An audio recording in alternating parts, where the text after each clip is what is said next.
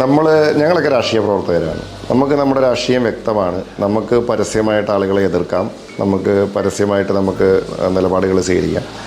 ഒരു സഭയുമായി ബന്ധപ്പെട്ട് നിൽക്കുന്ന ആൾ, പ്രത്യേകിച്ച് വൈദികർ, കന്യാസ്ത്രീകൾ, സഭാ മേലധ്യക്ഷന്മാർ, അവർക്ക് ഒരു രാഷ്ട്രീയ നിലപാടെടുത്ത് പോകാൻ അവർക്ക് കഴിയില്ലല്ലോ.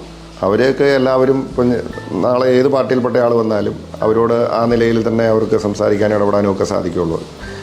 അവർക്ക് അവരുടേതായിട്ടുള്ള ഓരോ വിഷയത്തെ സംബന്ധിച്ചും അവരുടെ വ്യക്തമായ കാഴ്ചപ്പാടുകളുണ്ടാവും. പക്ഷേ ഇപ്പോൾ BJPയുടെ ആൾ വന്നോ, കോൺഗ്രസിൻ്റെ ആൾ വന്നോ, അല്ലെങ്കിൽ CPMൻ്റെ ആളാണ്, അതുകൊണ്ട് അല്ലെങ്കിൽ ഞങ്ങൾ ഒരാളോട് കൂടിയേ മിണ്ടുള്ളൂ, അല്ലെങ്കിൽ വേറൊരാളോട് ചിരിക്കില്ല, അങ്ങനെ ഒരു നിലപാടെടുക്കാൻ അവർക്ക് സാധിക്കില്ലല്ലോ. അതല്ലല്ലോ അവരുടെ രീതി.